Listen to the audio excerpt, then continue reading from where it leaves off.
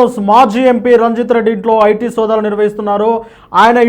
ఆయనతో పాటు ఆయన కార్యాలయంలో పనిచేసే ఇతర వ్యక్తులపైన కూడా ఐటీ సోదాలు అయితే నిర్వహిస్తున్నారు. ముఖ్యంగా ఆయన మాజీ ఎంపీగా చేవెల నుంచి గెలిచారు 2019లో. ఆ తర్వాత 2023 ఎన్నికల్లో అయితే ఆయన ఓడిపోవడం జరిగింది. ఈ తర్వాత ఆయన ఐటీ సోదాలు అయితే డిఎస్ఆర్ గ్రూప్స్ సంబంధించిన కంపెనీలతో లావాదేవీలు పెట్టుకున్నందుకే ఆయన పైన ఐటీ రైట్స్ జరుగుతున్నట్లయితే తెలుస్తూ ఉన్నది. ముఖ్యంగా ఈరోజు ఆయనకు సంబంధించిన డిఎస్ఆర్ గ్రూప్ కన్స్ట్రక్షన్ సంస్థతో లావాదేవీలు జరిపినందుకు మాజీ ఎంపీ రంజిత్ రెడ్డి ఇంట్లో ఆదాయపు పన్ను శాఖ అధికారులు సోదాలు నిర్వహిస్తున్నారు. ఈరోజు ఉదయం 5 గంటల నుంచే ఆయన ఇంట్లో సోదాలు నిర్వహిస్తున్నట్టు తెలుస్తూ ఉన్నది. ఇక ఆయన ఇంటితో పాటు ఆయన కార్యాలయంలో కూడా సోదాలు అయితే నిర్వహిస్తున్నారు. సంస్థ సీఈఓ సత్యనారాయణ రెడ్డి, ఎండి సుధాకర్ రెడ్డి, ఎగ్జిక్యూటివ్ డైరెక్టర్ ప్రభాకర్ రెడ్డి ఇళ్లపై కూడా అలాగే కార్యాలయపై కూడా ఐటీ సోదాలు అయితే నిర్వహిస్తున్నారు. హైదరాబాద్లోని జూబ్లీహిల్స్, బంజారాహిల్స్, ఎస్ఆర్ నగర్, సూరారం, నెల్లూరు, బెంగళూరు తదితర చోట్ల మొత్తం 15 బృందాలుగా ఈ సోదాలు అయితే నిర్వహిస్తున్నారు. గత కొన్నేళ్లుగా ఆ సంస్థ చేసిన చెల్లింపులు, బకాయిలు తదితర అంశాలపై ఆరా తీస్తున్నారు.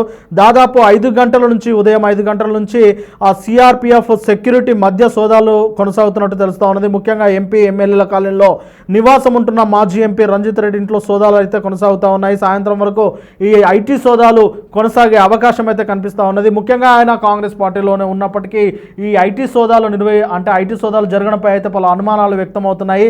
అయితే మొత్తం మీద డిఎస్ఆర్ గ్రూప్ కన్స్ట్రక్షన్స్తో ఆ సంస్థతో జరిపిన లావాదేవీల విషయంలో ఏదైనా అవకతవకలు జరిగాయా అన్న కోణంలో అయితే ఐటీ అధికారులు అయితే సోదాలు నిర్వహిస్తున్నట్టు తెలిసింది. దానికి సంబంధించిన పత్రాలను అలాగే డాక్యుమెంట్స్ను కూడా, కీలకమైన డాక్యుమెంట్స్ను కూడా పరిశీలిస్తున్నట్టు తెలుస్తూ ఉన్నది.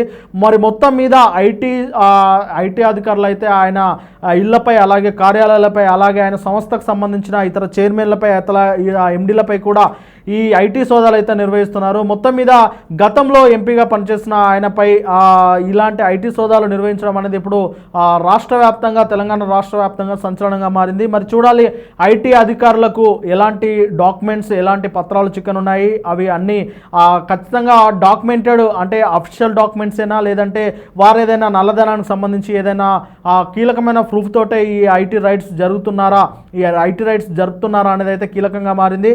చూడాలి మరి ఈరోజు సాయంత్రం వరకు జరుపుతున్న ఈ ఐటీ సోదాల్లో ఎలాంటి నిజాలు, ఎలాంటి కీలకమైన అంశాలు బయటకు వచ్చే అవకాశం ఉన్నదనేది ఇప్పుడు రాష్ట్ర వ్యాప్తంగా కీలకంగా మారింది.